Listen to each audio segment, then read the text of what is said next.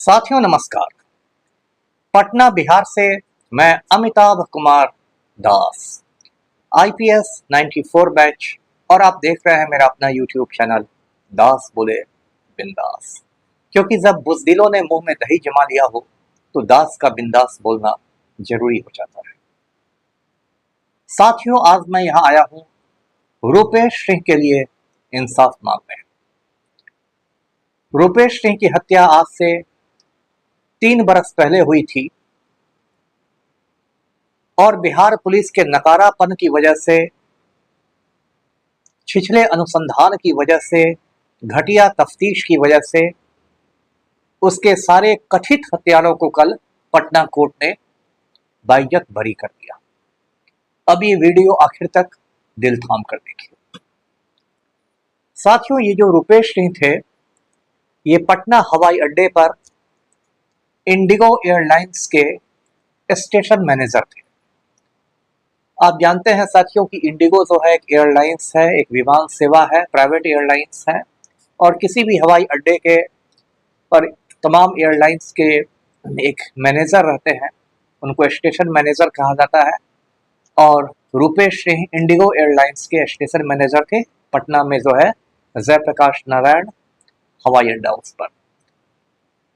मेरी अपनी उनसे कोई मुलाकात नहीं थी, लेकिन जैसा लोग बताते हैं बहुत व्यवहार कुशल व्यक्ति थे, बहुत मिलनसार थे और सबके साथ बहुत अच्छी तरह पेश आते थे। एक जिसको बंगला में भद्र लोग कहते हैं, भद्र लोग थे।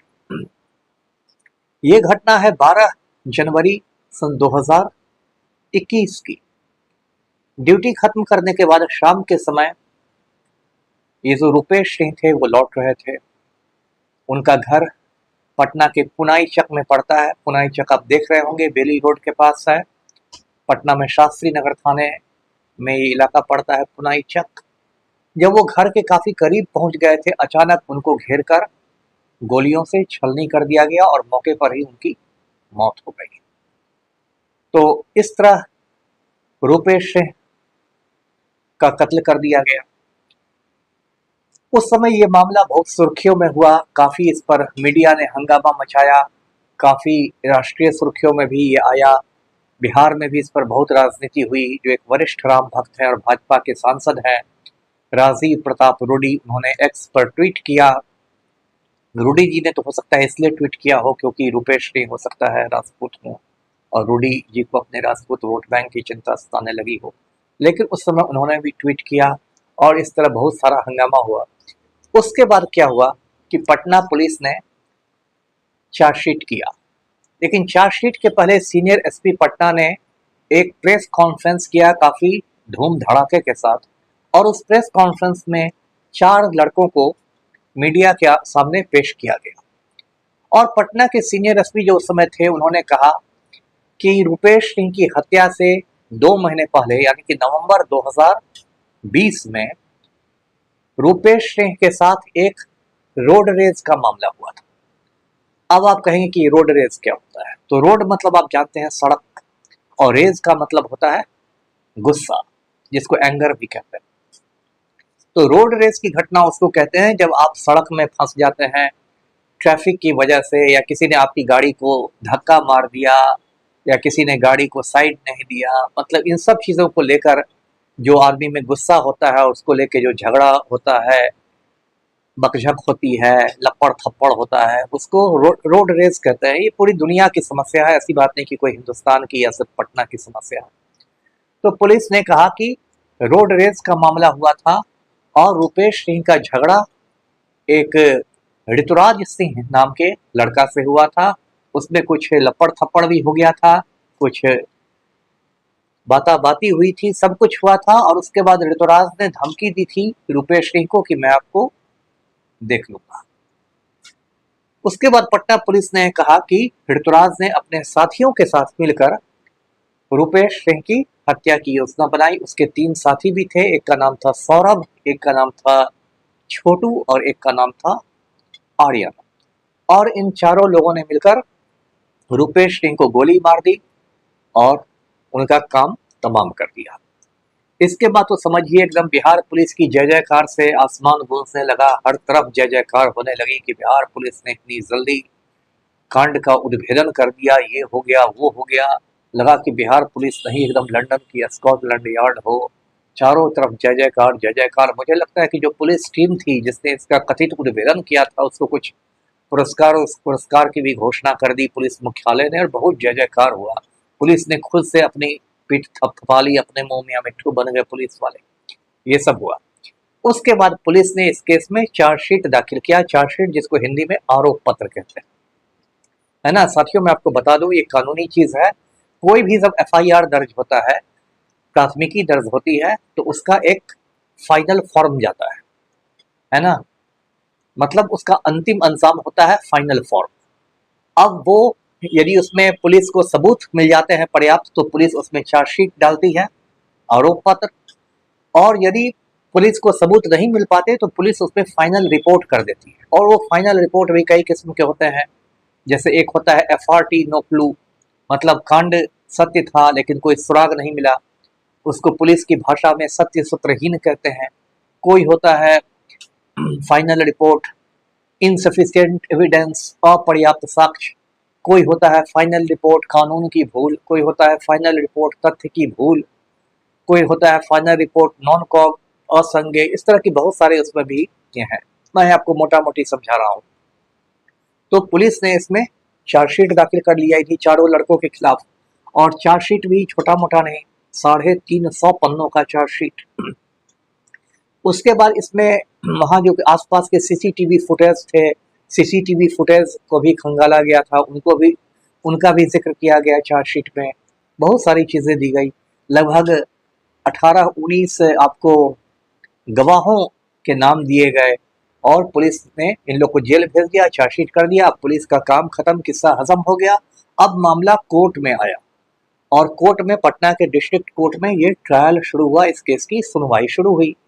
सुनवाई चली, और कल यानी कल कितना तारीख था, 6 अगस्त 2024 को जो पटना डिस्ट्रिक्ट कोर्ट के एडीजे हैं श्री अविनाश कुमार, उन्होंने इस केस में सभी चारों अभियुक्तों को बाइज्जत बरी कर दिया, मतलब इसको कहते हैं एक्विट कर दिया, एक्विटल कर दिया। और कोर्ट ने कहा कि इनके खिलाफ तो कोई सबूत ही नहीं है, और पुलिस ने ऐसा लगता है कि मतलब जबरदस्ती सबूत बनाए हो, इस तरह का शायद ये बात कोर्ट ने रिटर्न में नहीं कही हो, लेकिन कोर्ट की बात से ऐसा ही लगता है। अब देखिए से मामला क्या हुआ। मामला ये हुआ कि पुलिस ने अपनी तरफ से एक भी चश्मदीद को, आई विटनेस को पेश नहीं किया। चश्मदीद यानी जिसको हिंदी में प्रत्यक्षदर्शी कहते हैं, उसको पेश नहीं किया, जिसने कहा कि हाँ हमने इन 4 लड़कों को मारते देखा था। जो 18 गवाह पेश किए गए पुलिस में, वो कोई भी जिरह में नहीं टिक सके, यानी जो क्रॉस एग्जामिन किया, उनका जब जिरह किया बचाव पक्ष के वकील ने, तो वो लोग उसमें टिक नहीं सके, वो अपना टूट गए, हे करने लगे, उनको जवाब नहीं जुटा। और सबसे बड़ी बात, ये बात तो बहुत मतलब पुलिस वालों को मतलब दंडित करने वाली बात है कि मौका ए वारदात से, घटना स्थल से पिस्तौल की गोलियां बरामद हुई थी, जो रेगुलर पिस्तौल होता है जैसे .9 mm वगैरह, रेगुलर पिस्तौल की गोलियां बरामद हुई थी। और पुलिस ने प्रदर्शन के रूप में अदालत में देशी कट्टा पेश कर दिया। ये काम तो भैया बिहार पुलिस ही कर सकती है कि जब पिस्तौल की गोलियां थी, रेगुलर पिस्तौल की गोलियां, और वो फिर देशी कट्टा आप पेश कर रहे हैं, तो वो गोलियां कट्टे से मैच कैसे करेगी? इतना अदालत को आपने बेवकूफ क्यों समझ रखा है? और हुआ वही जो होना था। अब रुपेश सिंह तो बेचारे भले मानस से चले गए। अब उनके भाई कह रहे हैं कि हम पुलिस के इसके खिलाफ, ये जो कोर्ट ने जो फैसला दिया है इसके खिलाफ हम अपील करेंगे हाई कोर्ट में, फिर हाई कोर्ट के बाद सुप्रीम कोर्ट मामला जा सकता है। लेकिन इसमें मैं कुछ बातें कहना चाहूँगा जो मैं शुरू से कहता आया हूँ। मैंने शुरू से कहा था, लगभग 3 साल पहले, 3.5 साल पहले भी मैंने कई चैनलों को इस पर इंटरव्यू दिया था। मैंने कहा था कि देखिए इसमें बड़े बड़े सफ़ेद पोश लोग हैं, जैसा कि बिहार में होता है, और बड़े बड़े सफ़ेद पोश लोगों को जब बचाने का खेल होता है ना, तो वहाँ किसी को, कमज़ोर आदमी को, जिसके आगे पीछे कोई नहीं हो, जिसकी राजनीतिक पैरवी नहीं हो, जो लवकुश समीकरण से बाहर हो, जिसके पास ज़्यादा पैसे नहीं हो, मतलब किसी निरीह प्राणी को बलि का बकरा बना दिया जाता है। और मैंने उस समय कहा था कि रोड रेस में बताइए कोई हत्या करने की सोच लेगा? ऐसी बकझक और लपड़ थपड़ तो डेली पटना की सड़कों पर 1000 जगह होती होगी। और यदि कोई हत्या का सोचेगा भी, तो क्या उसके 3 साथी उस हत्या में शामिल हो जाएंगे? ये जानते हुए कि हत्या इतनी गंभीर चीज होती है, इसमें हम लोग को उम्र कैद हो जाएगी, फांसी हो जाएगी, और जब आपके पास कोई सबूत नहीं है, कोई ठोस सबूत नहीं है, तो सिर्फ आप खाना पूरी करने के लिए किसी 4 आदमी को पकड़ के भेज दीजिएगा। और एक बात और मैं बताऊं कि जब ऋतुराज को पेश किया गया मीडिया के सामने, तो ऋतुराज ने कहा कि मैं कुछ नहीं जानता, जो पुलिस कर रही है वो सही कर रही है। बताइए, इससे तो ये भी प्रश्न उठता है, ये शंका भी उठती है कि ऋतुराज को पुलिस ने टॉर्चर दिया होगा, यातना दी होगी। 100 डंडे मारेगी पुलिस तो कोई बेगुनाह भी अपना जुर्म कबूल कर लेगा, जो जुर्म उसने किया भी नहीं हो। ये तो पुलिस की महिमा है, किसी को टॉर्चर करके उससे कबूल करवा दो। तो साथियों, ये रूपेश सिंह का मामला इस तरह से खराब हो गया। आप साथियों, ये बिहार है, यहाँ आप जानते हैं कि हर चीज को जातीय चश्मे से देखा जाता है। रूपेश सिंह राजपूत थे तो उसमें राजपूत लोगों ने ट्वीट किया, ये किया, वो किया, लेकिन मैं तो राजनीति में हूँ नहीं, मैं तो इंसानियत के हिसाब से देखता हूँ। राजपूत हो, दलित हो, भूमिहार हो, ब्राह्मण हो, हिंदू हो, मुसलमान हो, सबको इंसाफ मिलना चाहिए, यही इंसानियत का तकाजा है। तो मैं अभी भी बिहार पुलिस से कह रहा हूँ कि अभी भी कुछ कीजिए, कोर्ट से परमिशन मांग के किसी केस का री इन्वेस्टिगेशन भी किया जा सकता है, पुनर्अनुसंधान भी किया जा सकता है। यही हड़बड़ी अभी बिहार पुलिस ने औरंगाबाद में दिखाई थी श्रेया हत्याकांड में। उसमें भी ऐसे आनन फानन में महिला एसपी औरंगाबाद ने प्रेस कॉन्फ्रेंस करके कहा कि 5 लोग ने जुर्म कबूल कर लिया है, रेप हो गया, मर्डर हो गया, किस्सा तोता मैना सुना दिया एसपी ने। और इसका ध्यान नहीं रखा कि जो पोस्टमार्टम रिपोर्ट आई है उसमें श्रेया कुमारी के फेफड़ों में पानी है। यदि फेफड़ों में पानी है, इसका मतलब है कि वो पानी में गिरते समय वो जिंदा थी, तो फिर ये लाश फेंकने की बात कहाँ से आती है। श्रेया कुमारी कांड का भी देखिएगा, मैं अभी से भविष्यवाणी कर रहा हूँ, वही असर होगा जो रूपेश सिंह हत्याकांड का हुआ है। मतलब ये लोग जो हैं, ये लोग तो कुछ महीने में जमानत पर छूट जाएंगे, आरोपी लोग, और फिर कोर्ट भी उनको बरी कर देगा, और तब तक मामला ठंडा हो जाएगा, जैसे रूपेश सिंह वाले का केस ठंडा हो गया है। और इस बिहार में क्या होने वाला है, जिस बिहार का जो मुख्यमंत्री है पलटू राम है, वो आज्ञाकारी चपरासी की तरह माफिया डॉन के सामने हाथ जोड़ के खड़ा रहता है। कल्पना कीजिए कहीं रूपेश सिंह की भी हत्या भी अनंत सिंह गिरोह नहीं करवाई हो। मैं ये दावा नहीं कर रहा, मैं एक संभावना व्यक्त कर रहा हूँ।